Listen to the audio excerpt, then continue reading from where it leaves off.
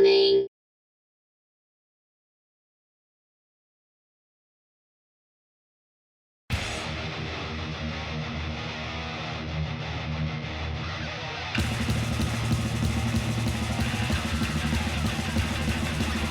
Schmack-a-magab, it is time for the only news that matters.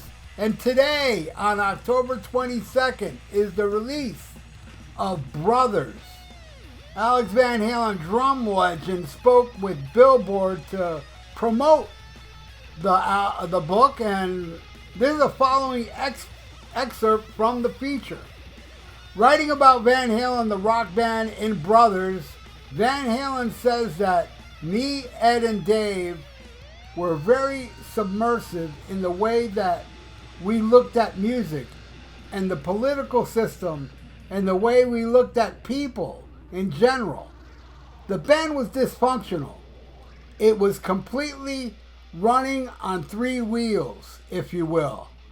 I think Ed was quoted as saying that, but we always played well. And that was ultimately what kept it together until was no longer together. It was very sad, the moment when the whole thing fell apart. You know, in 1985 with ROTH was the most disappointing thing I'd experienced in my life. The thing that seemed the most wasteful and unjust until I lost my brother. Despite the acknowledgement with ROTH over the years and blaming ROTH for the failure of the planned Eddie Van Halen tribute show, Van Halen maintains that I'm not angry at all with Dave. He was one of the three main components of the band. At the time, we didn't recognize three main components. There were four main components, man. Michael Anthony was so important to that sound. It's ridiculous. Anyway, he's not angry with Dave, and then, you know, that's the first person I called, he said, when Eddie died, was Dave, because I felt like I owed him that. To the work we had done together, and, you know, the fact that our families known each other, and the fact that everyone was sort of on the same level, if you will. When we first started, I didn't know where things went wrong. I have nothing but the utmost respect for Dave and his work ethics.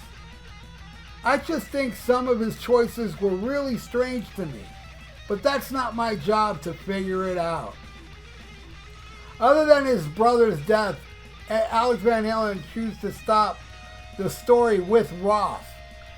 The book ends with ROTH leaving the band in 1985, leaving out the runs with Sammy Hagar Belcher and Gary Sharon, and even the reunion with ROTH that started in 2007.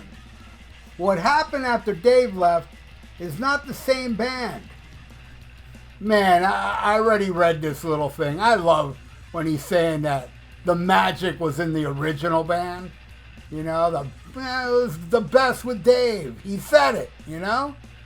And I love that. But anyway, now, you know, I got more than one comment of people saying, well, why don't you blame Eddie for Sammy Hagar? Why don't you ever blame Eddie for Sammy Hagar?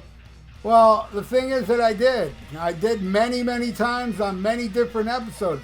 I don't do it on every episode, you know, because if I did, I wouldn't be getting comments like that. But why would I waste my time every damn episode saying that, yes, Eddie is to blame for bringing Sammy Hagar. But you know who I even blame more than Eddie for Sammy Hagar to be in Van Halen?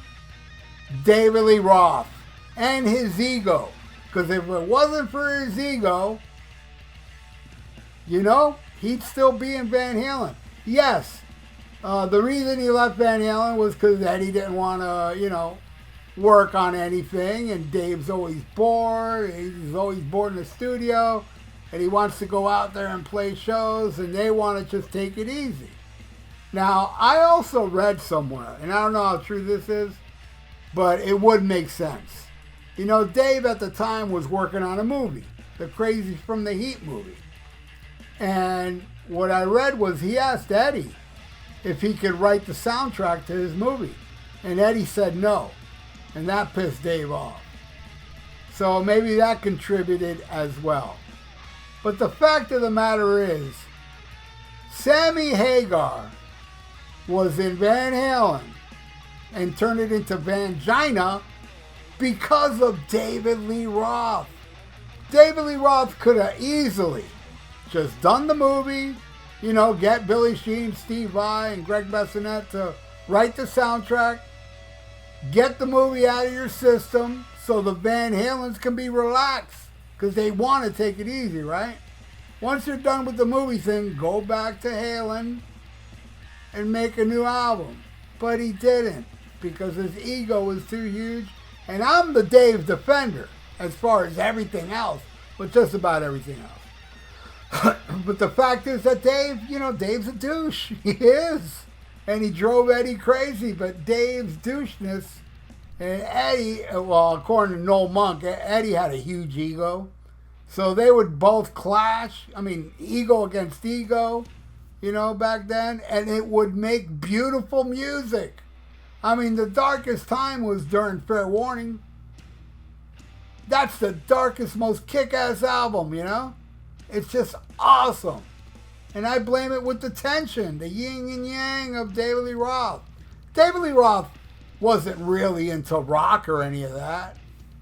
You know, he was into Al Jolson and KC and the Sunshine Band and disco. He was very much into disco. I forget who it was. There was a guy, I think it was Mike Tramp. I could be wrong. Like, Mike Tramp lived in, like, Sweden or some shit. And Van Halen came to town and he drove them around and he spent the day with David Lee Roth. And David Lee Roth had a boombox and disco cassettes. And Mike Tramp sitting there going, what the hell? You know, because Dave was into disco.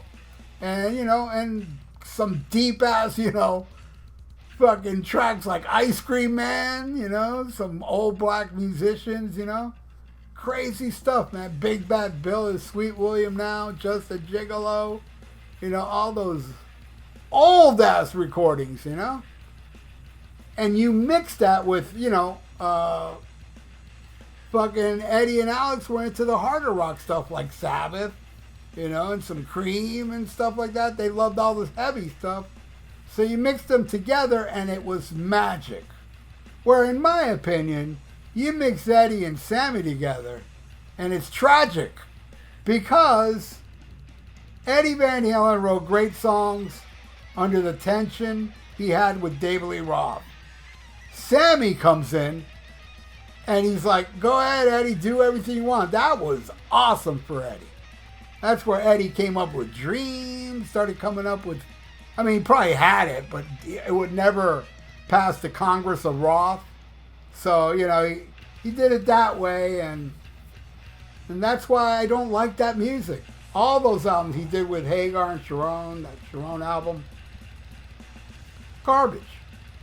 Roth is what made that band. And that's why I always say, too, you need a singer like Roth, you know, which there's only one singer like Roth, really, or one persona like Roth. David Lee Roth is the only person that can front Van Halen. You can get the greatest singer in the world, and I don't think it would do it justice. Like Dave's organic vibe, that attitude, those killer screams. Dave was not only the best frontman for Van Halen, but he's also the only frontman for Van Halen. And Alex also said that he stops all the way up to 1984 when Dave left, and he doesn't continue after that. And then he said something to the effect of, and I don't throw dirt. Is, you know, a book for my brother. If I throw dirt, it'll just continue and continue. And so, I will say this, though, man. You know, him not bringing up Sammy Hagar and all that. At first, I was like, man, I hope he bashes the hell out of Sammy, especially how Sammy's been acting toward him to the press. But then there was somebody that, man, there's a guy that leaves comments on my videos that says, I hang out with Alex, and and he said he showed my video to Alex and stuff, this dude, and I'm like, hey, that I didn't think the guy was lying, but at the same time, it's the internet. It's like, hey, I was just hoping it would be true. Well, that guy wrote like a while ago, hey, Alex doesn't talk about Sammy. It's only up to the Dave shit. And I was like, all right, yeah, well, we'll see, And then when it actually ended up to be true, I'm like, dude, that dude that's leaving comments about Alex Van Halen, either he is hanging out with him or he knows somebody that's hanging out with him. So that's cool. I have this reporter leaving comments, because most of you people that leave comments, it's just awesome, and that guy's awesome. Very respectful, and says, Alex seen my videos. Now I believe it. I believe Alex saw my video. Well, maybe not, but whatever, man. One could dream that Alex Van Halen was watching my videos slamming Sammy Belcher and laughing. That's what this dude said. That would be awesome if that was true. You know what I'm saying? It would be amazing. So yeah, you read Alex's book, it's about him and his brother and the kick-assness, how the original Van Halen was the magic, the only band that had the magic, he said, and talk about all the killer times with the original lineup and, the ups and downs and stuff, and he stops there, because if he didn't stop there, he'd be writing stuff saying like, and then we were like eating milk and cookies, going to bed on time, watching Sammy Hagar Belcher cheat on his wife, and then write songs about loving her. It'd be boring. It'd be a boring book. He ended it at the right time.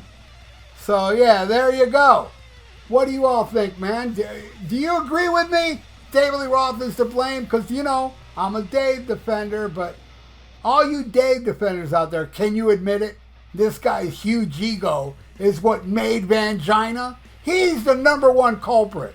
Then Eddie, That's what I think. But, I'm not going to mention this in every show, so I'll be getting comments in the future going, why don't you blame Eddie for Sammy Hagar? I blame him, but not as much as I blame David Lee Roth's huge ego. My opinion. What's yours? Leave it in the comments below. And thank you so much for watching The Only News That Matters. Please subscribe to my channel if you haven't, and ring that little notification bell. I would totally appreciate that. And please like the video, because that'd be awesome for the YouTube algorithms.